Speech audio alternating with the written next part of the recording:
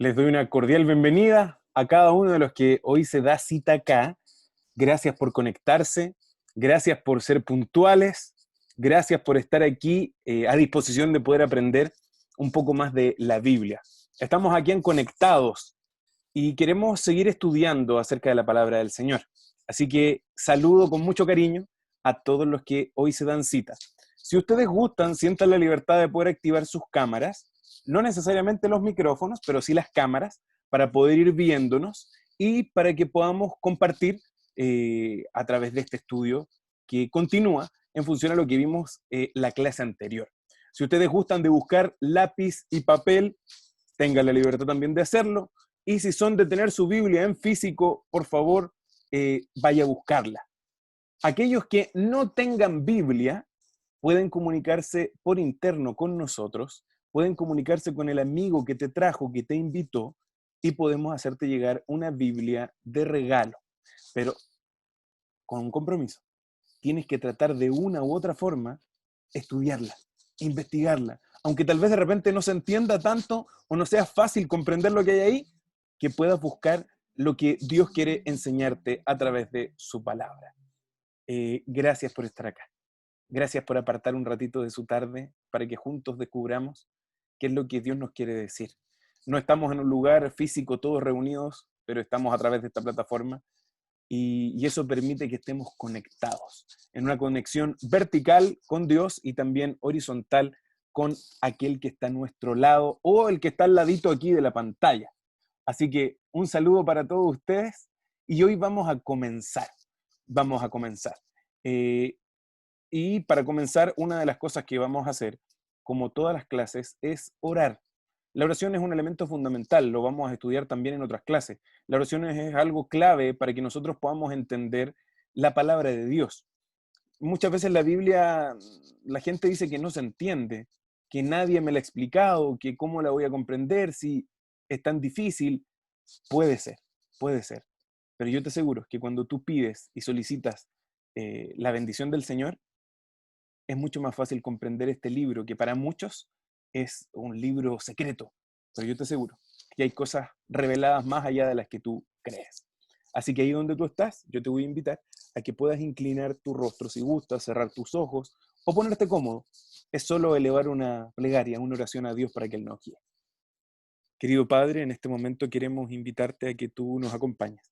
Hay varios hijos e hijas tuyas que están aquí presentes y que quieren aprender un poco más de ti. Te pido, Señor, que tú nos puedas ayudar que tú nos puedas bendecir y que nos puedas abrir nuestras mentes para comprender las verdades de tu palabra. Quédate con nosotros, acompáñanos, bendícenos y gracias, porque hoy podemos estar conectados. Oramos y solicitamos todo esto en el nombre de Jesús. Amén. Muy bien. Espero que hayan estado bien, que hayan tenido una bonita semana. Sé que hoy tal vez podrían descansar en la tardecita. Y este horario de ver película, tal vez de comer alguna cosa rica, o de descansar, acostarse temprano o trasnochar. Pero yo los felicito. Los felicito porque ustedes están apartando tiempo e invirtiendo tiempo en algo muy positivo, invirtiendo tiempo en buscar al dador de la vida, al dador de las bendiciones. Y aquel Padre amoroso que trata de mostrarnos su amor a pesar de todo lo malo que podemos ver a nuestro alrededor. Muy bien, vamos a comenzar con la clase de hoy. Es así que vamos a hacer un pequeño resumen, un resumen de lo que trabajamos y vimos el sábado anterior. Yo les dejé también una tarea y me gustaría ver si alguno de ustedes buscó la tarea y rápidamente me cuente. Yo aquí voy a hacer una pregunta. ¿Hicieron la tarea o no? Aquí vamos a ver al tiro. Solo respóndame esta pregunta. ¿Cuándo se encontraron los rollos en Qumran? ¿En qué año? ¿Alguien tiene? 1947. Eso, muy bien. Año 1947 se encuentran los rollos de Qumran. Ahora, ¿quién me puede decir qué había en Qumran? Cavernas. ¿Alguien por ahí? No sé si alguien... Cavernas, cuevas. Muy bien, habían cavernas, cuevas. ¿En un desierto en dónde? ¿Dónde estaba este desierto? ¿Dónde se encontraron estas cavernas? Mira, y Claudia, muy bien, 1947, también nos cuentan cuevas. ¿Y qué desierto Cerca de era? Judea. Judea. Cerca del desierto de Judea. Excelente, muy bien. ¿Algún otro dato más en función a qué había en estas cuevas? ¿Qué encontraron dentro de estas cuevas? ¿Papiros? Encontraron ¿No? papiros. ¿Qué más encontraron? Apro,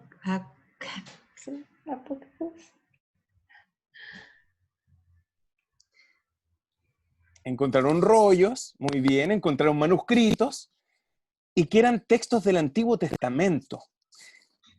Estos textos marcaron un antes y un después porque confirmaron muchos de los escritos que ya existían de la palabra de Dios.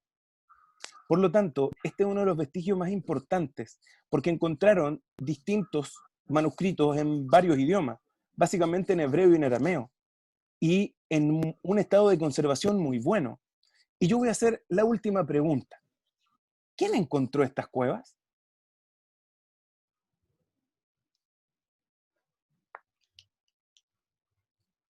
¿Quién las encontró? ¿Quién andaba por ahí? ¿Fue un investigador? ¿Fue un cazarrecompensa? ¿Fue un arqueólogo?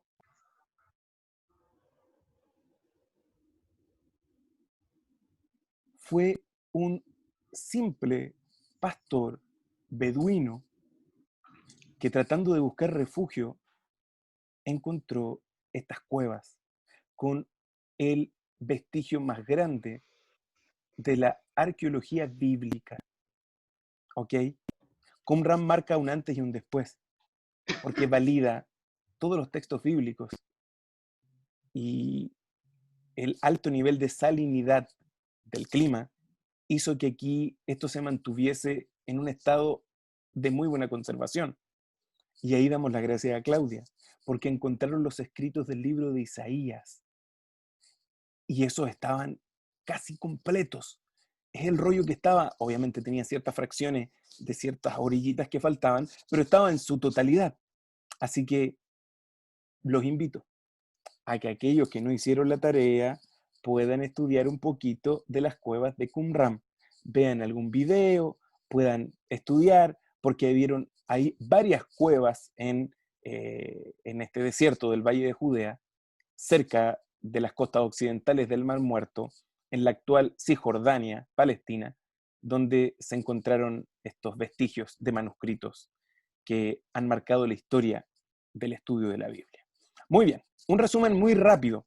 Nosotros vimos la vez anterior que la Biblia había sido uno de los libros más vendidos, más reproducidos y más compartidos en la historia de la humanidad, con 6.000 millones de copias vendidas y más de 100 millones de copias impresas cada año.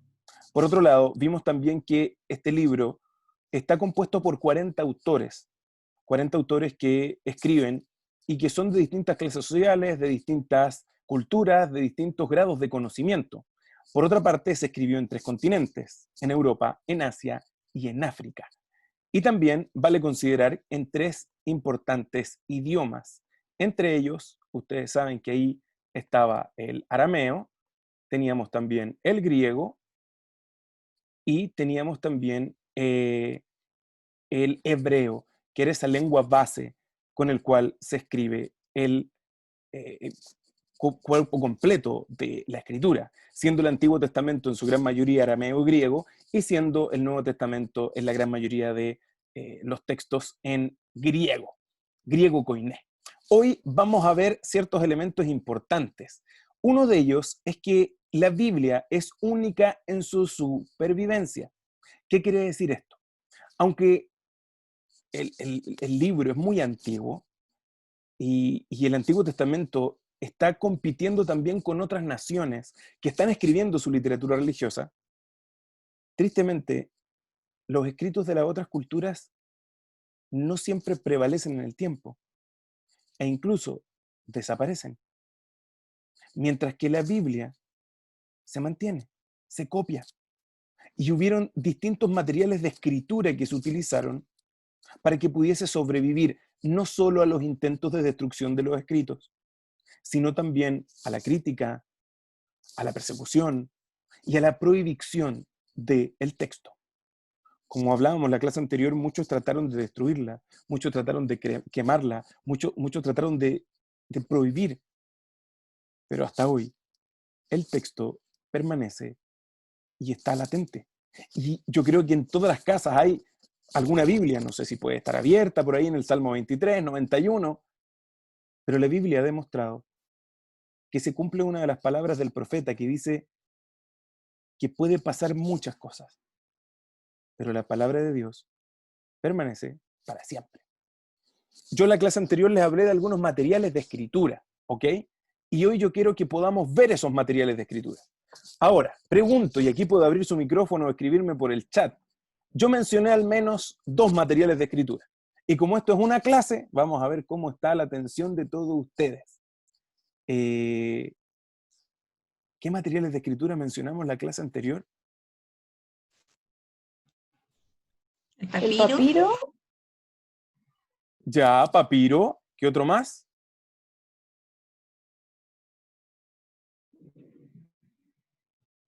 El pergamino, pergamino.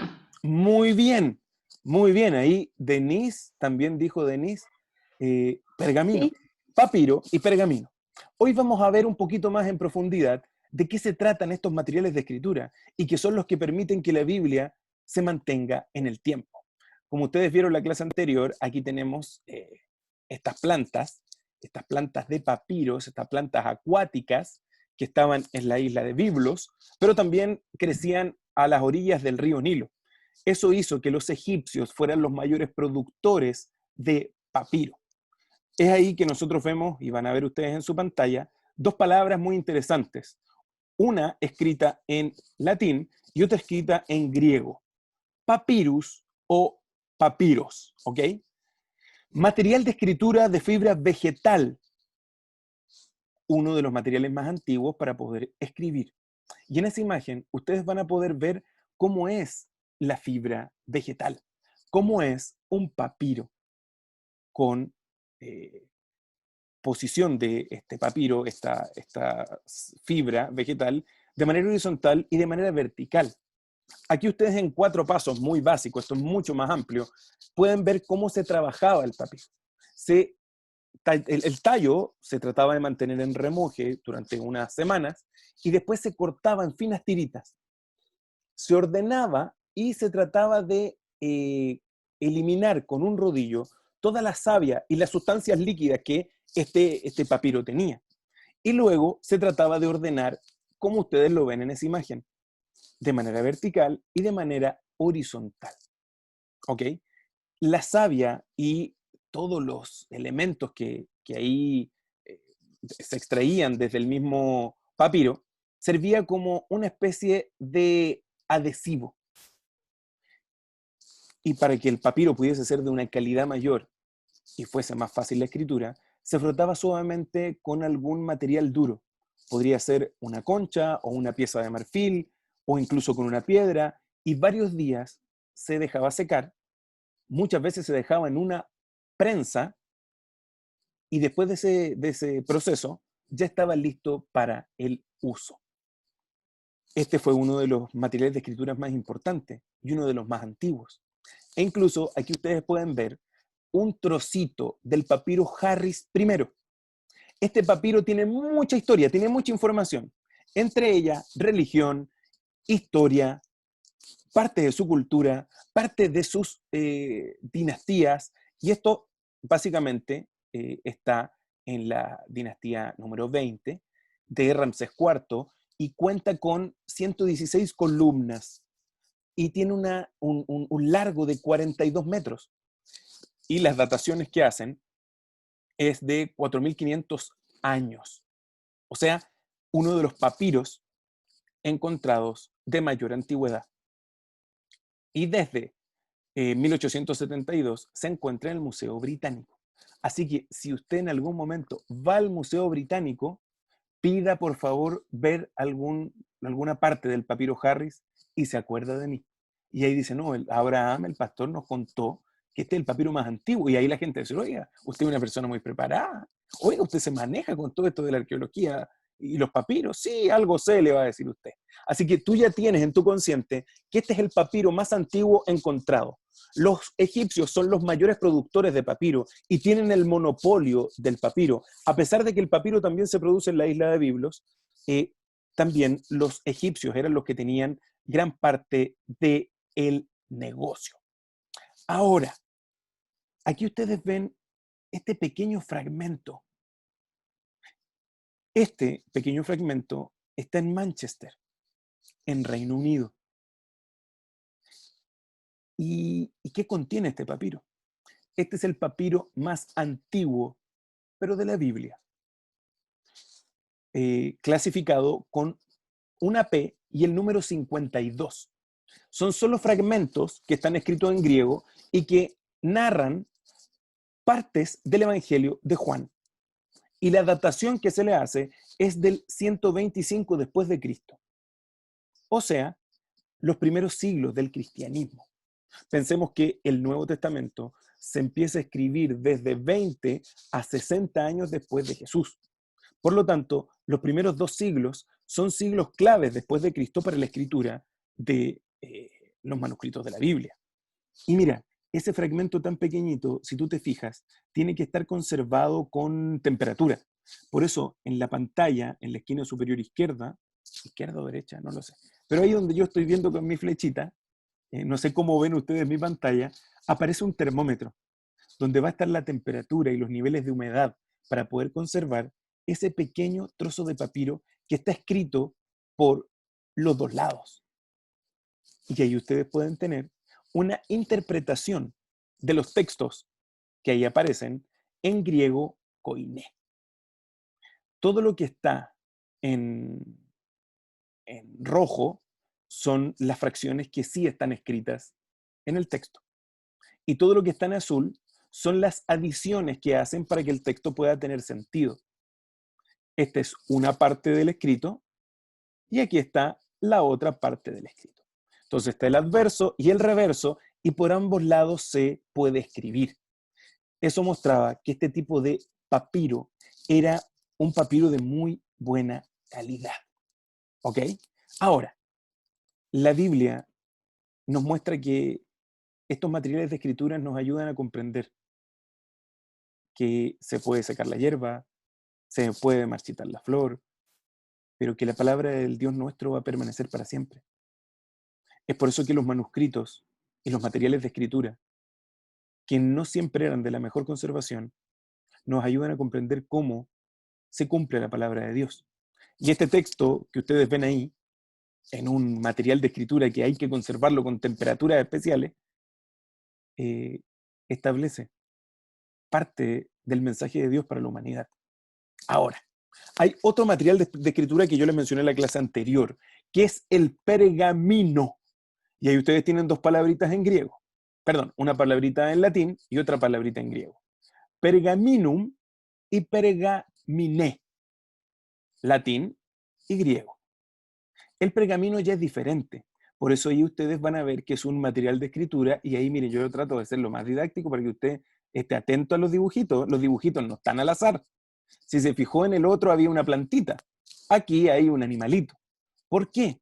Porque el pergamino es otro material de escritura, pero es un material de escritura de fibra animal.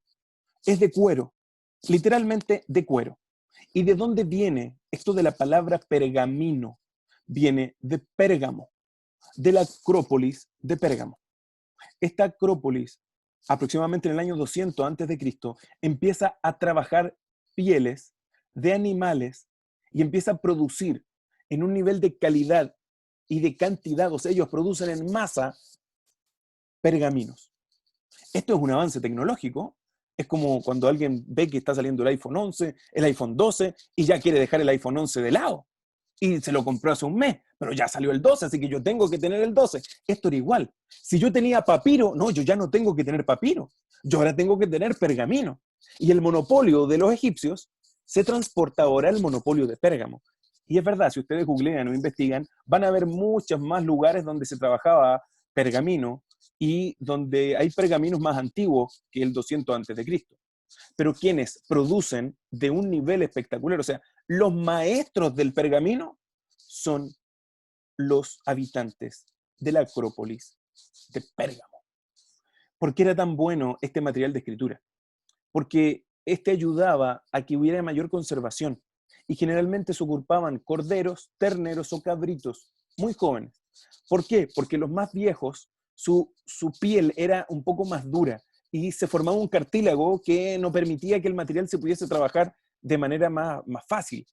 Ellos trataban de separar la piel y ocupaban cal, una especie de ungüento con cal y otros líquidos que ellos ocupaban, porque tenían que separar la epidermis de la hipodermis, para que quede solamente la dermis, ¿ok? Ahí si usted no entendió nada de eso, después lo googlea ya, porque yo no sé de la salud, yo sé un poquito más de lo que sale en la Biblia. Pero se ocupaba la dermis del animal, ¿ok? Y esto se tensaba en un caballete y se comenzaba a pulir con piedras pómez, con piedras que fueran abrasivas, para eliminar cualquier tipo de impureza y para pulir la superficie. Y eso ayudaba que la escritura fuese más fácil. Esto es un avance increíble. Y como bien ustedes decían, y por eso es importante Qumran, porque en Qumran se encuentra uno de los pergaminos más antiguos y más bien conservados. ¿Se acuerdan que yo les hablé de un museo que estaba en Israel? Este es el santuario de las Sagradas Escrituras o de los escritos santos. Y si usted va al Museo de Israel, se va a encontrar con esta cúpula. Y en esta cúpula, ahí al medio, está el rollo de Isaías, el que veíamos en la clase anterior. Ese es un pergamino, no es un papiro, es un pergamino.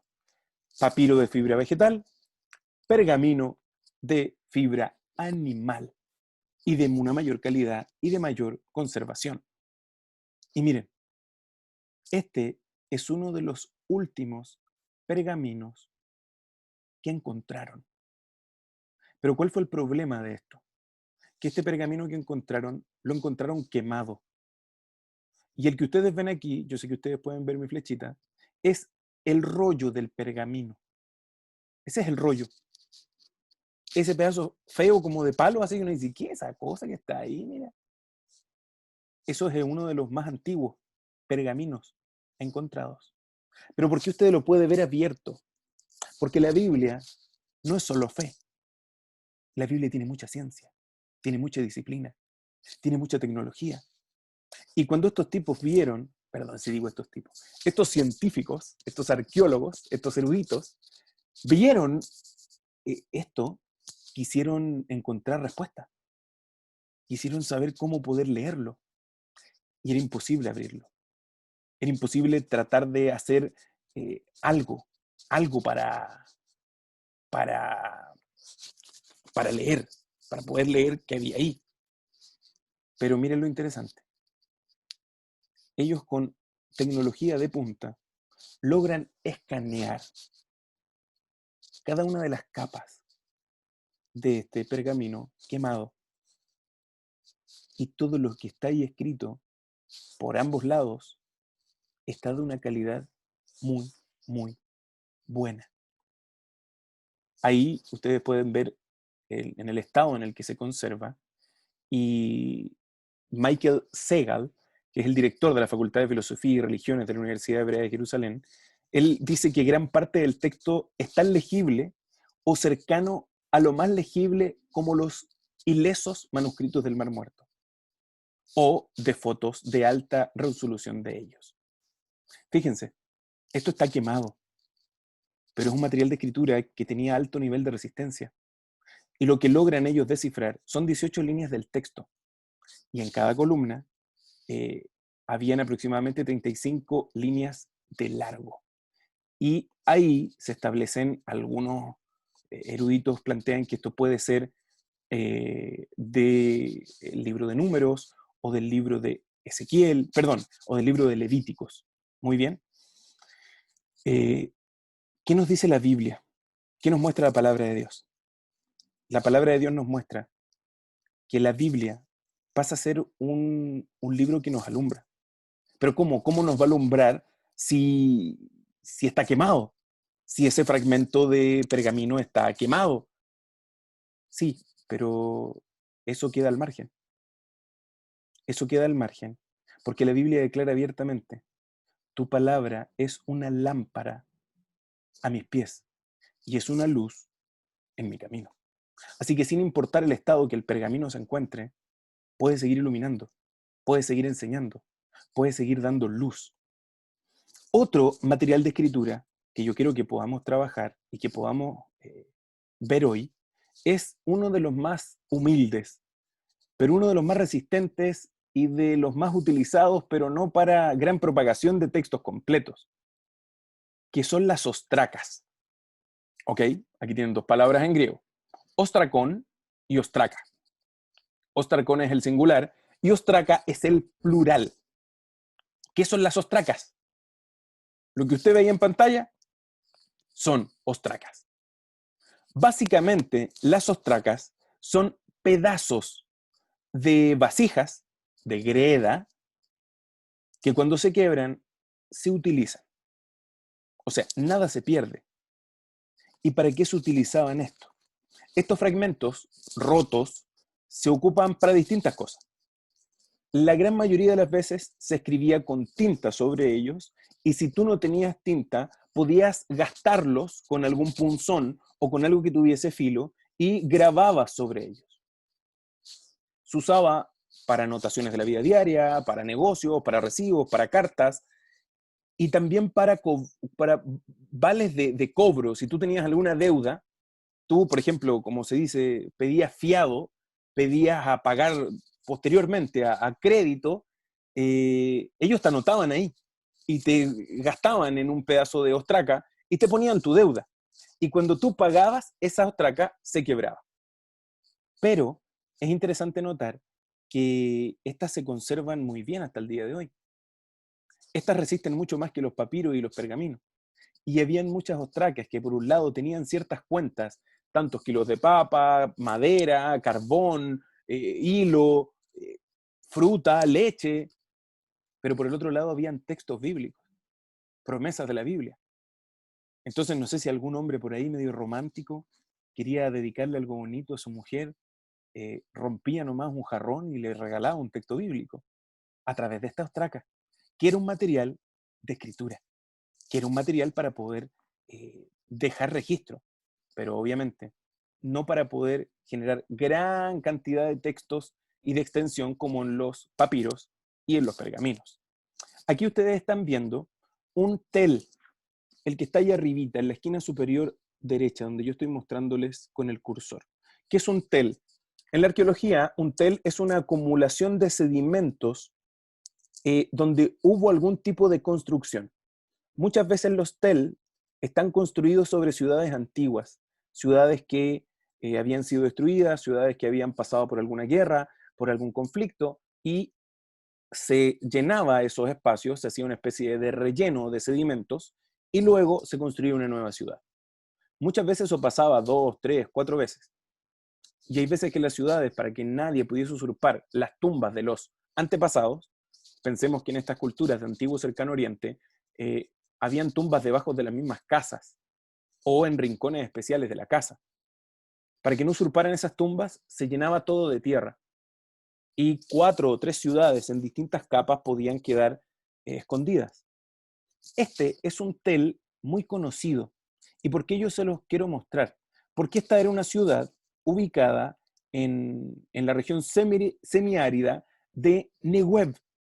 Y ahí se realizaron excavaciones, y ese tel se llama el Tel de Arad, en ese monte, y ahí hubieron 6 fortalezas que se construyeron al sur de Jerusalén por los israelitas, y ellos creen, por las dataciones, que es del reinado de Salomón. ¿Por qué quiero compartir con ustedes este tel, el Tel Arad, que hasta el día de hoy está como un sitio de investigación y de estudio?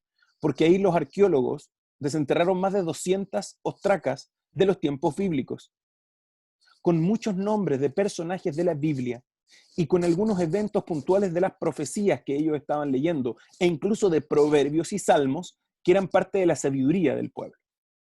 ¿Qué es lo interesante de esto? Que no podemos saber a ciencia cierta si todos esos nombres que ahí aparecen se refieren a las personas de la Biblia, pero sí podemos decir que eso confirma a profetas como Jeremías, que se habla en estas ostracas del profeta Jeremías. Entonces, a pesar de que la ostraca es un material de escritura muy fuerte, muy rígido y con mucha resistencia, no es tan útil para poder escribir extensión de textos, pero sí sirve para poder corroborar ciertos eventos de la Biblia. Ahora, más allá de que es única en su conservación, por sus manuscritos, por sus pergaminos, por sus papiros, también es única en el conocimiento. Por ejemplo, la Biblia en esencia no es un libro de ciencia, pero contiene información científica exacta que muchos trataron de estudiar. Muchos sabios trataron de analizar desde la Biblia conocimientos de la naturaleza. Es por eso que van a ver algunos, yo aquí dejo solo algunos ejemplos. El libro de Job, por ejemplo, va a mencionar que el aire tiene densidad y tiene peso. Va a decir que la tierra cuelga en un vacío. Y que también el libro de Isaías va a hablar de que la tierra es redonda. Estos son solo 3 ejemplos de muchos pequeños datos científicos que luego la ciencia corroboraría. Pero yo les dejo claro, a pesar de que la Biblia no es un libro que entregue ciencia, sí entrega datos importantes que procuran explicar lo que ocurre alrededor de ellos y de la naturaleza. Por otra parte, esta es una de las cosas interesantes también de la Biblia. La Biblia tiene muchos tipos de leyes universales y leyes no universales. Dentro de las leyes no universales había una práctica que era la circuncisión, que se practica hasta el día de hoy. Y eso estaba basado en una norma que aparece en Génesis 17, versos 12 y 13. Y la Biblia dice que tenía que ser en el 8º día. Esa era la indicación para poder circuncidar a los niños. Hoy, los estudiosos establecen que ese día, el 8º día del nacimiento, se genera una provitamina que es la vitamina K. Y eso genera elementos coagulantes que alcanzan un nivel tan alto que un bebé no se desangraría. Y hoy, el 8º día, es el mejor día para la circuncisión. Esta práctica, ellos la tenían por revelación divina, no por un estudio de los contenidos de la salud y del cuerpo humano, sino porque Dios se los había revelado y les había dado una indicación, les había dado una instrucción. 4 ejemplos, hay muchos más, que la Biblia va mencionando y después la ciencia, al tratar de estudiarlo, lo corrobora. O afirma que esas prácticas no estaban tan lejanas a la realidad científica. Muy bien, no quiero yo con esto decirte que la Biblia le gana a la ciencia y que la ciencia está mal. No, no, no. Yo solo te quiero decir que la Biblia genera ciertos patrones, ciertos datos que hacen clic, que llaman la atención y que luego, al ser investigados, eh, toman mucho sentido. Pero hay uno de los elementos que a mí más me llama la atención de la Biblia y que la hace única por sus predicciones. ¿Se acuerdan que en la clase anterior yo les dije que íbamos a hablar un poquito de que la Biblia podía predecir el futuro, de que podía explicar el pasado y que podía reinterpretar el presente? Y es así. La Biblia tiene predicciones. Hay algunos que establecen que las profecías son exactas, mientras que otros dicen que no, que esas son vaticinium ex extentu. ¿Qué significa esta frase en latín? Significa que fueron escritas después que ocurrieron los eventos.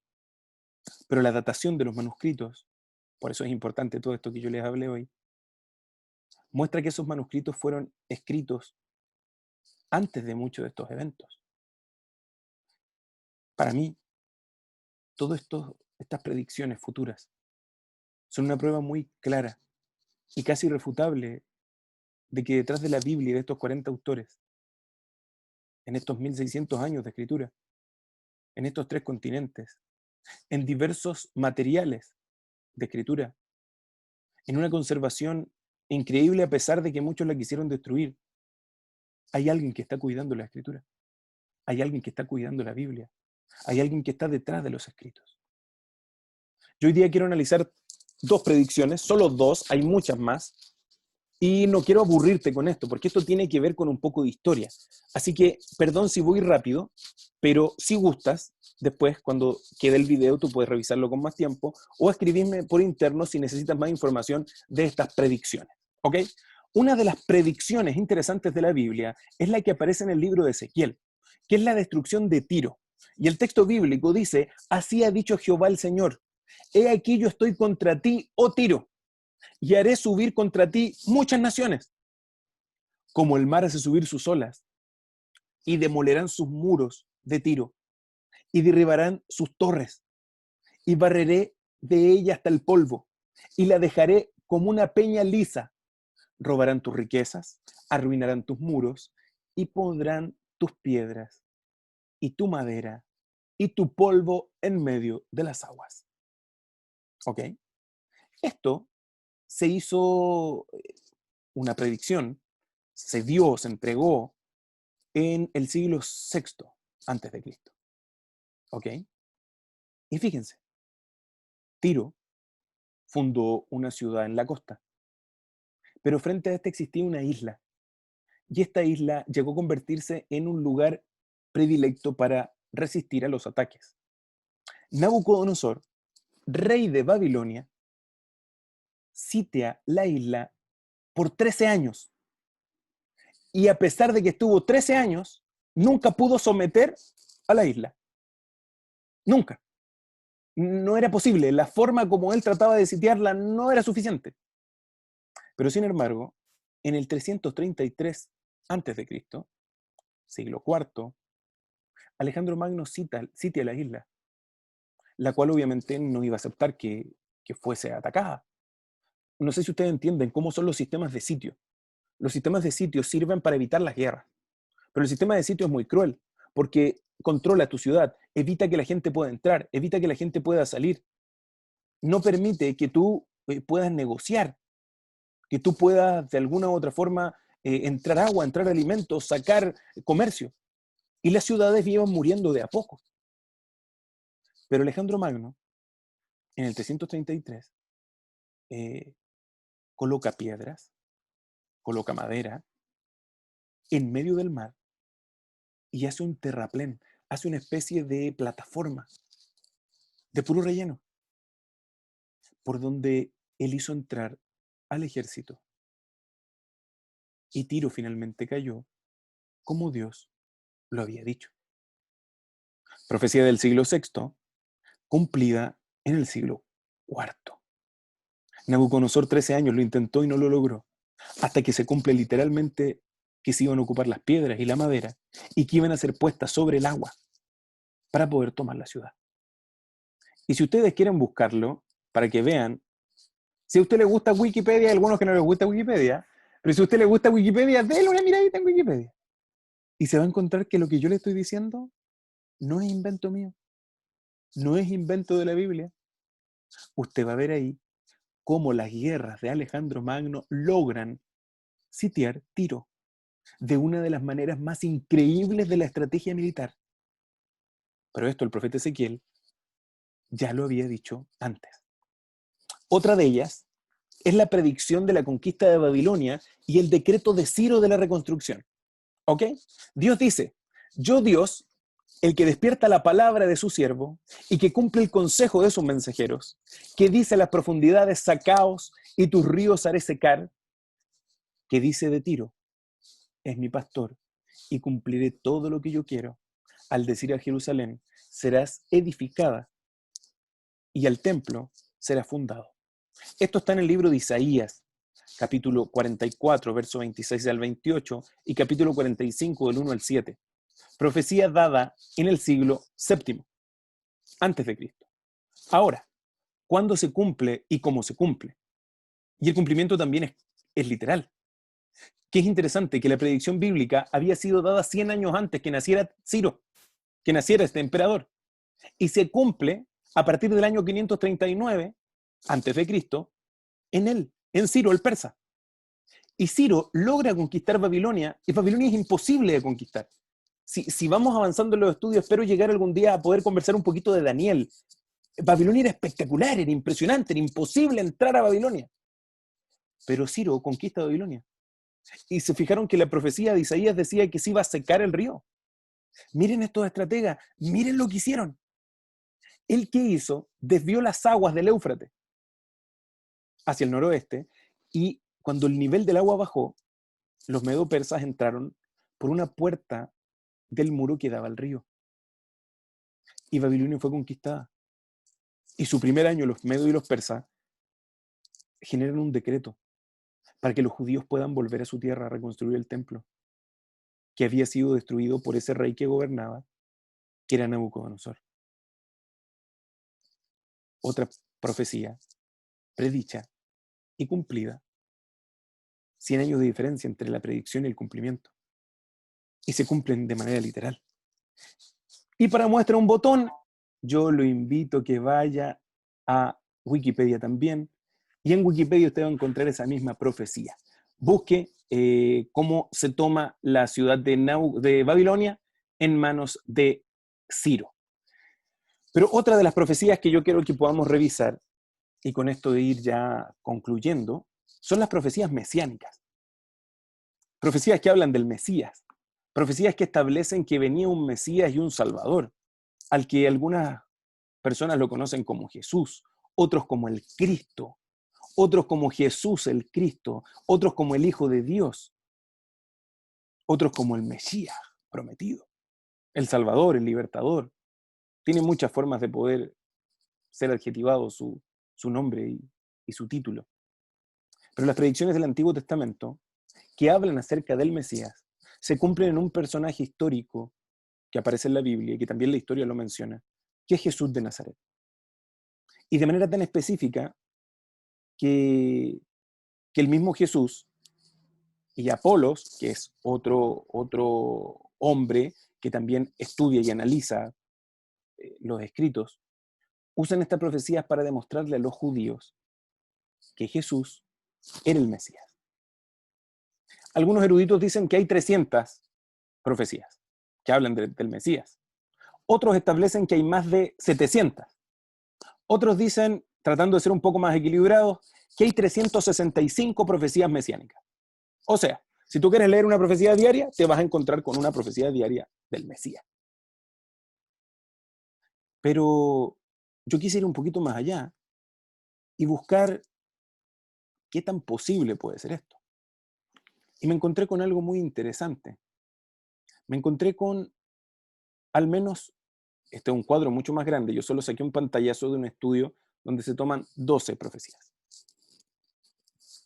Donde ustedes pueden ver cómo hay predicciones y distintos profetas de diferentes tiempos, de distintos contextos. Y también hay otros escritores como Salmo, que es escrito por diferentes autores, entre ellos Salomón y David, Asaf y otros personajes de la Biblia, que hablan acerca del Mesías. Y cómo el Antiguo Testamento da la predicción y cómo el Nuevo Testamento entrega la predicción cumplida. Que iban a ser en Belén, el Antiguo Testamento lo decía. Que iban a ser de una virgen, Isaías lo decía. Que iba a ser del linaje de David, Jeremías lo había predicho. Que Herodes trataría de asesinarlo, Jeremías lo había predicho. Traicionado por un amigo, el libro de Salmos ya lo había mencionado. Vendido por 30 monedas de plata, Zacarías había escrito de eso, y también Zacarías iba a escribir que sería crucificado. Los salmos establecerían que echarían suerte sobre sus ropas. Y el libro de Éxodo y el libro de Salmos también diría que ningún hueso se quebraría de él. Isaías iba a afirmar que se enterraría en una tumba de alguien que iba a tener muchas posesiones. Y Daniel y Éxodo daban el año, el día y la hora de su muerte. Y el profeta Oseas declaraba que iba a resucitar el tercer día. Todas esas predicciones están cumplidas en el Nuevo Testamento. Una por una. Pero para ir un poquito más allá, yo encontré un paper, una investigación que se las puedo enviar, del doctor Peter Stoner. ¿Qué hizo el doctor Peter Stoner? Él, exdirector del Departamento de Matemáticas, de Astronomía e Ingeniería del Colegio de Pasadena, en California, trabajó con aproximadamente 600 estudiantes durante muchos años para aplicar los principios de probabilidad en las profecías sobre la venida del Mesías. ¿Ok? Entonces él trató de buscar desde la matemática cómo se podía hacer esto. Y miren, ellos escogieron solo 8 de todas las profecías que existían y decidieron ver qué posibilidad de que esas 8 se pudieran cumplir en la vida de un hombre. Y miren, yo no me voy a poner a mentir aquí, pero si usted me quiere leer este número de probabilidades, yo se lo agradezco. No lo vamos a leer ya. Usted créalo por fe de que el número es casi imposible. O sea, que ocurran estas 8 en un ser humano en los territorios donde supuestamente tenía que ocurrir, era imposible. Pero ellos se dieron cuenta que al menos 125 profecías mesiánicas se cumplían al pie de la letra en Jesús, en un solo ser, en un solo hombre. Y matemáticamente era imposible. Era imposible que tantos autores se pusieran de acuerdo. Era imposible que él lograse cumplir estas 125 profecías. Y que te soy honesto, si algún matemático actual quisiese seguir investigando, yo te aseguro que se va a encontrar con que hay muchas más que se cumplen. Y te aseguro que hay otras más que se tienen que cumplir. ¿Con qué quiero cerrar? Ese Jesús que la Biblia habla, que la Biblia predijo, hace única al escrito bíblico. Porque el escrito bíblico va a hablar de Jesús desde el libro de Génesis hasta el libro de Apocalipsis. Y va a ser el hilo conductor de todo lo que está ocurriendo. Porque Jesús, una vez estando en esta tierra, dijo a la gente, a sus discípulos, a los que le escuchaban: yo soy el camino, la verdad y la vida. Nadie viene al Padre sino por mí. Algunos le creyeron, otros lo rechazaron, algunos le siguieron y otros lo crucificaron. Unos querían que él siguiera siendo el rey y otros querían sacarlo del camino. Algunos trataron de borrar su historia y otros quisieron seguir escribiéndola. Los evangelios narran su historia. El Apocalipsis muestra el final de la historia donde interviene el Hijo de Dios. En la próxima clase, yo creo que podamos estudiar un poco si este personaje es solo un personaje de ficción, si este personaje es solo un personaje de la historia, si este hombre existía de verdad o fue un consenso cultural y una construcción de ellos. ¿Qué ganaron los 12 apóstoles siguiéndolo? ¿Se hicieron ricos? ¿Fundaron una institución para ganar poder y autoridad? ¿Es verdad que este hombre resucitó? ¿Es verdad que hacía milagros? ¿O era solo un loco? Yo te puedo asegurar que si se cumplieron al menos 125 de las profecías en la vida de él, ese ser es muy real. Y en la siguiente clase vamos a sacar un poquito el paradigma de cómo tú lo has visto, para tratar de ver cómo de verdad es ese Jesucristo de la Biblia. Cerramos con el siguiente argumento. Gracias porque tú apartas un ratito de tu tiempo para estudiar este libro. Hoy es súper cómodo estudiarlo así. Algunos lo tienen en un iPad, en una tablet, en un celular, o incluso lo pueden ver de manera electrónica, online, en los idiomas que quieran. Pero la Biblia ha pasado por distintos momentos y procesos, y sigue viva. Algo hay detrás de este libro. Pero hay algo magnífico que no hace otro libro. Genera un estado de conciencia espiritual y físico diferente que transforma tu vida. Por eso Jesús les dice, si ustedes quieren conocer el camino, yo soy el camino. Si ustedes quieren conocer la verdad, yo soy la verdad. Y si ustedes quieren vivir una vida real, yo soy la vida. Y si quieren llegar al Padre, síganme, porque van a poder llegar al Padre a través de mí. Dejamos esta clase hasta aquí. Ya se nos acabó el tiempo. Dejo de compartir pantalla y abro espacio para alguna pregunta, para alguna consulta, y ahí yo les voy pidiendo que ustedes me puedan ayudar escribiendo en el chat o abriendo sus micrófonos. Alguien me preguntó, parece que fue Claudia, y Claudia, perdón, yo vi después, abrí el chat y vi después la pregunta.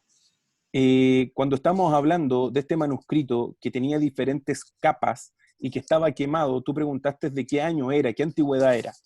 Se presume por la datación que se le hace, es verdad que muchos conocen el carbono 14, pero hoy hay distintas formas de datación y el carbono 14 no es una de las más confiables, pero sigue siendo utilizada.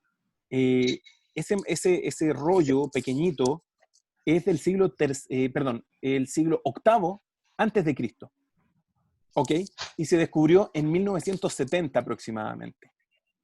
Y como estaba en muy mal estado, tuvieron que hacerle este escáner para poder ver su contenido, y los grandes eruditos establecen que podría ser del libro de Levíticos.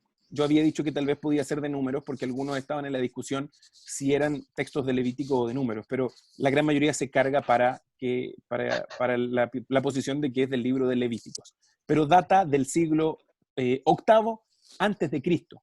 O sea, es un manuscrito muy, muy antiguo.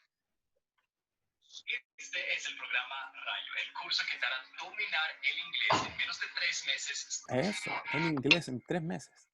Ahora, ¿alguna otra pregunta, alguna otra consulta que ustedes tengan de lo que hablamos hoy? Yo dejé el link para las preguntas. Me han llegado poquitas. Vamos a trabajar también lo que ahí aparecen. Pero yo necesito que ustedes puedan escribir en ese forms sus preguntas. Incluso voy a pedir ahí que todo el equipo técnico que está detrás me pueda ayudar para compartir el link aquí en el chat para que usted pueda agregarlo y pueda hacer ahí sus preguntas y yo prepararlas para la siguiente clase. Amigos, el tiempo se nos fue volando. Son las 9:26 y me gustaría saber si hay alguna pregunta, alguna duda. A mí se me fue rápida la clase, no sé si usted también. Pero ¿hay alguna duda, alguna pregunta en función a lo que estudiamos hoy? Materiales de escritura, los elementos únicos que hace la Biblia. Me imagino, buenas noches, gracias, pastor. Me imagino que deben haber muchos papers aduciendo en relación a las profecías. ¿Usted nos podría compartir para poder tener lectura? Sí, por supuesto, yo puedo compartir con ustedes. Solo que necesito saber, ¿ustedes quieren saber de profecías, de predicciones o de lo que estábamos hablando de los manuscritos? De poquito. Es bueno culturizarse al respecto porque siempre uno se ve enfrentado a que la gente que es más escéptica de repente consulta al respecto y uno queda también en la nebulosa de saber qué contestar. Ok, sí, yo puedo compartir eso. Pueden ahí también escribirme. Yo generalmente les dejo ahí mi número, que es el más, lo voy a escribir aquí en el chat, más 569-81-400-346. Escríbanme con confianza y yo les puedo enviar ahí tanto el paper del doctor, que él saca la estadística. Ahí hay una serie de estadísticas que él saca. Yo hice un extracto nomás de lo que él propone. Y también hay muchos papers de predicciones y también de arqueología. Hay páginas web como la Escuela Bíblica de Israel, la Universidad Bíblica de Israel, perdón, donde están todas las investigaciones. Solo que yo les doy un consejo. Todo este tipo de investigaciones no es para que usted procure defender la fe, procure convencer a otro. Porque aquel que necesita creer no necesita pruebas, necesita descubrir las verdades de la Biblia, necesita experimentar Exacto. las verdades de la Biblia. Y esto tiene que servirte a ti para que tú veas que el libro que estás estudiando, y por eso hemos tomado 2 clases, para recién entrar a temas tal vez más existenciales de la Biblia, el perdón, el amor, el juicio, la ley y otros temas más que tienen que ver con la existencia del ser humano. Primero necesitamos entender cuán importante es este libro y cómo muchos otros han tratado de defenderlo y otros han tratado de destruirlo. Pero esas investigaciones no son para hacer creer a la gente, y lo digo por 2 cosas. Primero, muchos de los que estudian no creen en Dios, yo lo dije en la clase pasada. Por ende, ellos son especialistas, ellos son científicos que investigan esa área de esa disciplina. Entonces, alguien puede decir, claro, pero ese investigador ni siquiera cree en Dios, y sí, es verdad. Y lo otro, que cuando uno da un buen argumento, hay 60 buenos contraargumentos.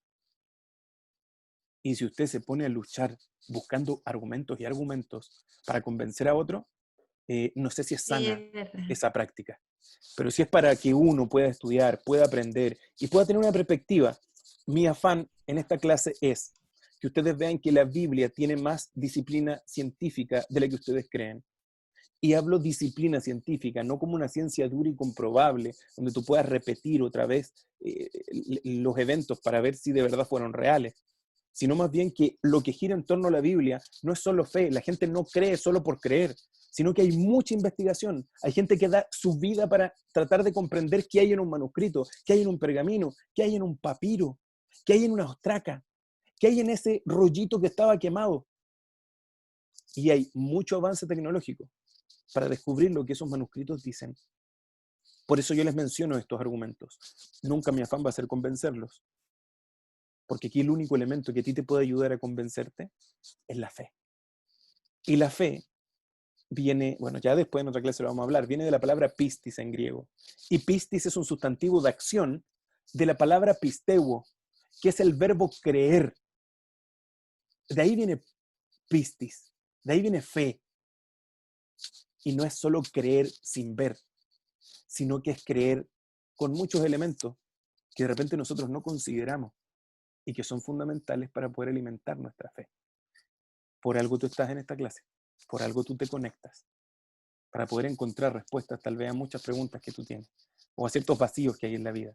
Y yo te aseguro que este libro es totalmente confiable para poder descubrir aquello que tú necesitas. 21 a 31. Yo prometí que sea 1 hora. La clase pasada nos pasamos mucho. Pastor, hola, ¿cómo está? Hola, Cristóbal. hola. ¿Cómo está Cristóbal? Bien, bien. Una consulta muy breve. En razón a quién o cómo se pusieron de acuerdo o quiénes fueron, si hay algún registro, los que reunieron todos los manuscritos y los reunieron y los recolectaron y ya formaron la Biblia. ¿O eso fue periódicamente o hay alguna fecha exacta donde se reunieron todos? Si está esos registros. Es como Ya. esa duda, porque como son de tantos tiempos distintos, de tantos autores, es como, y de lugares distintos, es como dijeron, ya, hasta aquí cerramos, porque obviamente está todo enlazado y todo perfectamente conectado. Correcto. Entonces, esa perfección obviamente es divina, Y entiendo que la perfección también se divina a cuando se reunieron y formaron la Biblia. Sí, mira, tu pregunta, Cristóbal, es muy buena. Eh, Habían más preguntas de esta dentro de las que me enviaron. Yo quiero preparar una clase rápida, o, bueno, no sé si rápida, pero quiero tratar de ser lo más breve, en una clase donde podamos entender lo que se llama canon del Antiguo Testamento y canon del Nuevo Testamento. Porque esto pasa por procesos y por periodos, ¿ok? Todo el Antiguo Testamento, el canon es mucho más fácil de formar, porque está todo encapsulado en una pura cultura. Y esa cultura cuida mucho sus escritos. Pero aquí tenemos que tener algo en cuenta. El Nuevo Testamento ya es totalmente diferente. Porque el Nuevo Testamento hay un proceso de 3 siglos para poder juntar todos estos escritos. Y son de distintos autores y son cartas personales. Yo solo quiero dejar un plano, no me estoy arrancando de la pregunta, pero quiero dejar solo un piso, porque yo lo voy a hablar en la otra clase, que tiene que ver con canon, y cómo podemos confiar que esta conformación es fidedigna, es real. Esto todo parte por relatos orales. Esto parte por el boca a boca. Esto se va transmitiendo de generación en generación. Y cuando ya se empieza a registrar en un documento, nosotros lo vemos en el Antiguo Testamento con Moisés. Moisés es el primero que empieza a recopilar de manera escritural lo que él vive y lo que él experimenta. Y en el Nuevo Testamento pasan de 12 a 60 años después de Jesús y un poco más para que ellos empiecen a escribir. Miren lo que les estoy diciendo, para que empiecen a escribir. Por lo tanto, Santiago se va a empezar a escribir aproximadamente en el 45 después de Cristo. Y la tercera epístola de Juan se va a escribir aproximadamente después del 90 después de Cristo, cuando Juan tiene más de 100 años. Entre esos dos extremos, ellos están escribiendo y la gente no toda conoce esos escritos. Por lo tanto, siglo I y siglo II después de Cristo son los siglos donde se está escribiendo. Básicamente el siglo I empieza todo el sistema de escritura. Y después, ya el siglo III, estos escritos empiezan a ser validados. Respondo solo una parte de la pregunta. ¿Quién valida los escritos del Antiguo Testamento? Los judíos. Ellos son muy cultos. Todas las sinagogas tienen copias de la Torá. Todas las sinagogas tienen copia de los profetas. Todas las sinagogas tienen copia de los escritos históricos, poéticos y de los salmos, de la sabiduría. Ellos guardan mucho su cultura. Hay lugares especiales para guardar esos escritos. Por ende, no es tan difícil hacerlo.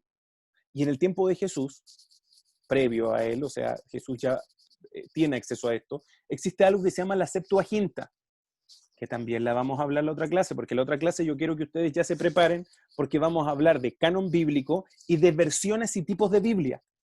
La Septuaginta es una Biblia en griego. Aquí estoy haciendo spoiler de la otra clase, pero la pregunta de Cristóbal es muy buena y yo aprendo con agua cuando me hacen estas preguntas. La Septuaginta es una traducción en griego del Antiguo Testamento, ¿ok? Por ende, en el tiempo de Jesús, aquel que no tiene acceso a los rollos gigantes, imagínense el de Isaías, casi 2 metros, era gigante, por 7 y más. Ellos traducen la Biblia al griego, ¿ok? Y ese es el texto que está. Por lo tanto, en el tiempo de Cristo, todo el Antiguo Testamento ya está validado. El canon del Antiguo está validado y está cerrado.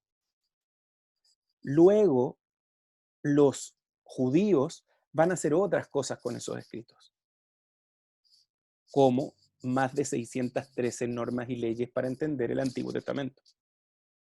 Pero eso ya son escritos de ellos. Y los del Nuevo Testamento pasan por el proceso que dice Cristóbal. Distintos lugares geográficos, distintas personas que escriben en distintos tiempos. Y para poder responder esa parte del Nuevo Testamento, yo necesito tomar un poquito más de tiempo. Un poquito más de tiempo para que ustedes vean los procesos, vean los tiempos, vean los personajes y vean cómo esto va avanzando y cómo se va validando un escrito y cómo se va rechazando otro. Pero vamos a tomar un poco más de tiempo para contestarlo en la siguiente clase. Y vamos a hablar de eso, de canon bíblico. Es más complejo el Nuevo Testamento. El Antiguo no es tanto. Y también tenemos que reconocer que, bueno, no quiero alargarme más, pero emperadores de Roma van a cristianizarse y ellos como líderes van a tratar de cuidar la Biblia. Por ende, se le debe a la Iglesia Católica, Apostólica y Romana el cuidado de muchos escritos y el cuidado de la sana doctrina de la Trinidad, de la deidad, del Padre, el Hijo y el Espíritu Santo. Y eso es parte también de lo que ellos están escribiendo. Vamos a ver también la otra clase, el primer canon que se hizo, de un hombre que quiso sacar casi todos los libros y dejó algunos nomás. Incluso sacó todos los que eran judíos. Dijo, si esto huele a judío, lo sacamos. Y dejó solo algunos. Entonces ahí vamos a ver el primer canon con Marción. Pero no quiero adelantarme porque no quiero apurarme con algunos detallitos. Pero vamos a tratarlo, Cristóbal, vamos a tratarlo en la siguiente clase. Pastor, ¿puedo hacer una pregunta? Sí, por favor. Gracias, pastor. Soy Osvaldo Soto. Osvaldo, buenas noches. Cortito. Hola, buenas noches, ¿cómo está? O sea, es bien puntual. La Torá, que ellos, hasta donde yo entiendo, son los primeros 4 libros de la Biblia, eso es lo que yo he escuchado. ¿Tiene diferencias en cuanto a contenido respecto a la Biblia misma, católica o cristiana, pues? Ya, qué buena pregunta, Osvaldo.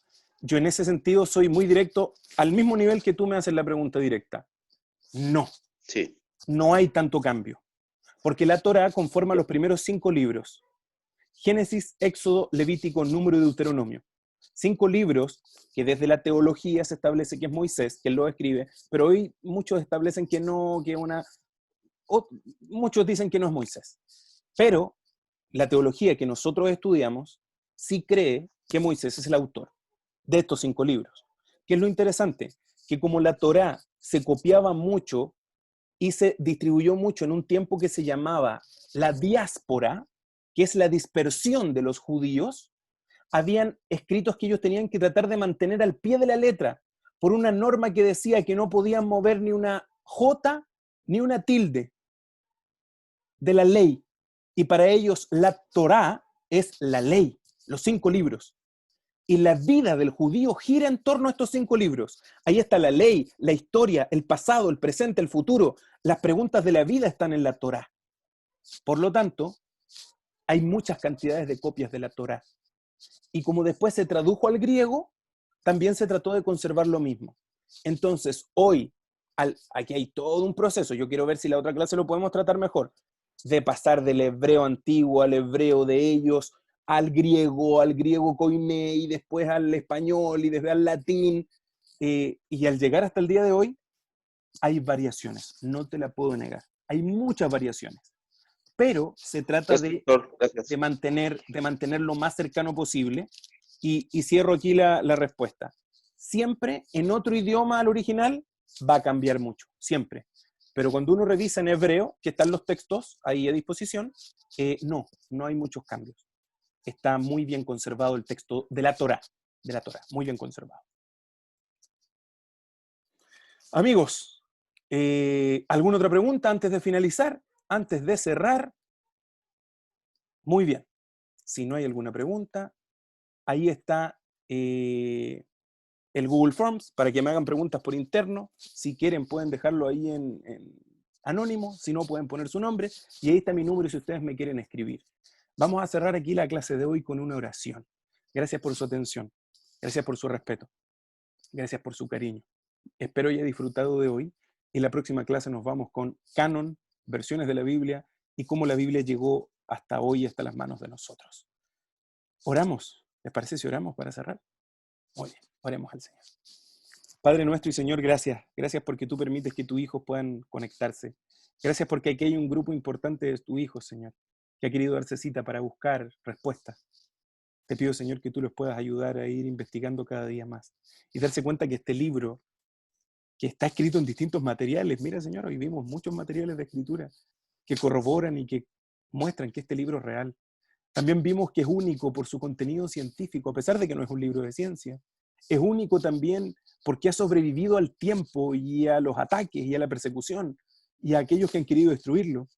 Y también está lleno de predicciones, lleno de profecías, y de las profecías más grandes, llamadas profecías mesiánicas, que están en toda la Biblia.